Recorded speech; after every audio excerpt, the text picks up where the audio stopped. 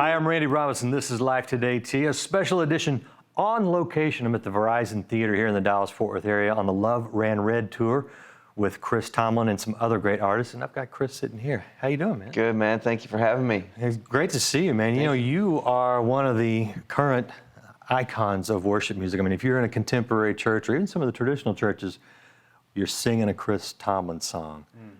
What does that do for you? It's pretty amazing. You know, what I'm most grateful for is how the songs have, several of these songs have made into the kind of the fabric of the church, like you say. I mean, whatever awards or recognition would come my way, nothing that compares to knowing that how these songs have found their way into the church. And because in a way, that's when the songs go past you as an artist. When they really get in the fabric of the church and people's lives, they go past you, and that's what I pray for. That's what I ask for. God, would you give me songs that find their way, and that people who don't know who I am, don't care, and have no association with me, but this is a song they sing in their church, and I'm so thankful for that. That's why I write the songs. That's what I pray for. That God would give me songs that are accessible to people, singable to people. They're something that people not only can sing, but they need to sing to God and want to sing to God, and and things that people need to say to God. Hopefully, writing songs that are give people a voice to worship Him. And so, that's what I'm always the most thankful for when I meet people. It's, man, we sing your songs at our church, because that's just amazing to me, and it never gets old hearing that. Yeah. One thing you've done is you've kind of bridged some of the gap, I think, between the old hymns. Yes. You purposely will write hymns into your songs. Is that a strategic move, or is it a love of hymns that you have? Yeah, I think it's not a strategic move, honestly. So much of it has kind of my upbringing, and I grew up in Texas and in this church that was just filled with hymns, just great hymns, and so I think it's so much in me, it just kind of comes out. I find my songwriting, because I was thankful to grow up, in a church that taught so much scripture, that I kind of know it, and I've always really, been looking at the scriptures, and so that just comes out in my writing. Sometimes it's not like I'm looking for verses; they just come to me because it's in here somewhere. And I think the hymns are the same way. It reminds me of some of these great lines of hymns. I'll be writing something, I'm like, I can take a piece of this beautiful old hymn, and sometimes we just take the hymn all together, like the Wonderful Cross, or obviously Amazing Grace, and then my friend and I, Matt Redman, we're always talking about. He has a love for these hymns as well, and taking some of these lyrics that are incredible. I remember a song, "How Can I Keep From Singing," off several records ago. That is an old hymn. Many people don't even know it, but just beautifully written. But the melody we didn't really know the melody to it, so just kind of created a new melody, and with some of these amazing lyrics. Yeah. Obviously, you read the Word for your own spiritual growth, and I would think for some song inspiration as well. So is there anything that fascinates you in the Scripture, something that just kind of haunts you in a sense? Like, how can that be? It fascinates me. Well, I think something that I've been talking about every night is, people ask me on this tour. I've been doing this question and answer, which is kind of fun. I've never done this on a tour before. Like in the night, in the middle of the concert, so different, and it makes it so fun because you get all kinds of crazy questions. And a lot of people ask you, what's your favorite scripture, what's your favorite verse, and man, there's so many. I mean, you can't really name a favorite, but one of the things that, when you said the word fascinates me, is I love finding these pieces in the scripture that you read, and then one day it hits you like, oh my goodness, this is real. This isn't just a story.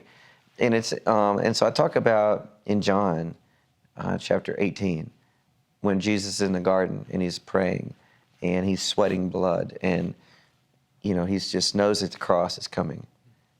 And it says the Roman soldiers are coming to arrest him.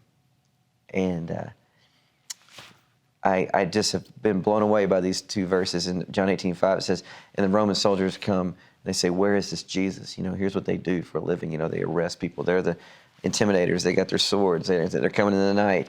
Judas is with them.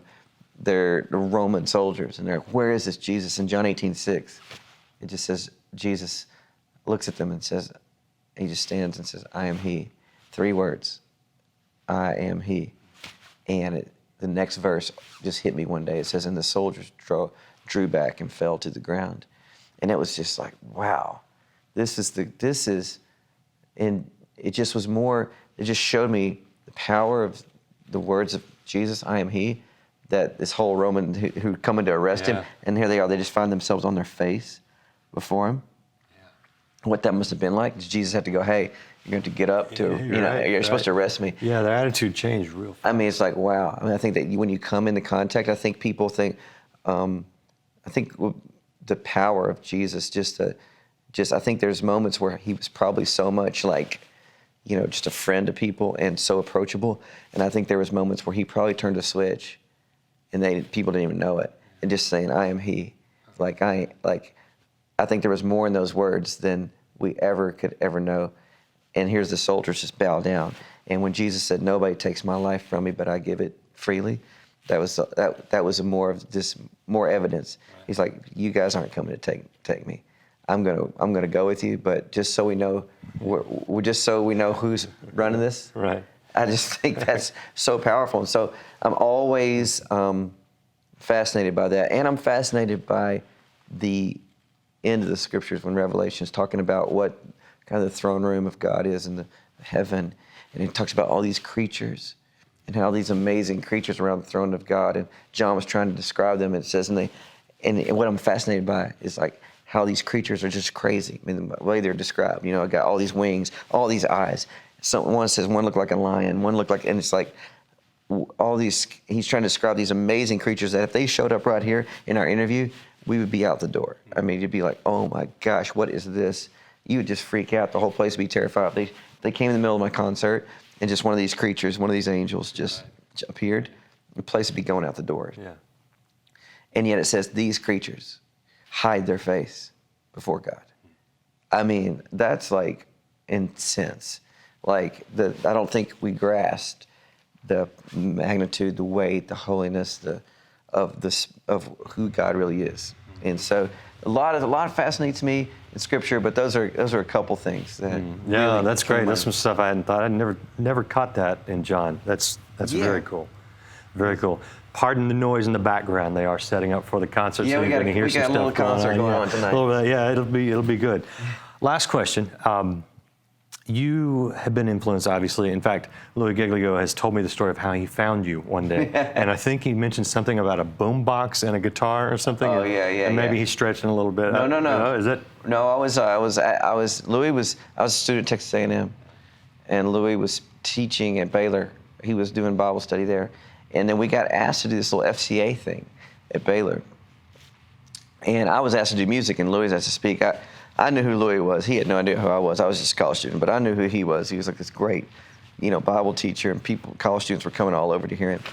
And my friend of mine had asked me, well, hey, you want to come over and do the music for this? And I was so intimidated. And I had a little guitar, and I had a drum machine. That's what he's talking about. The little drum machine had a foot pedal. You hit it, and it was a boom, chicka, boom, chicka, boom, chicka. Like every song had that same beat, and I would just play these songs. So bad. It was so cheesy. But Louis saw something in me that I didn't even see in myself. And I remember him asking me, man, where are these songs? Where are you coming from?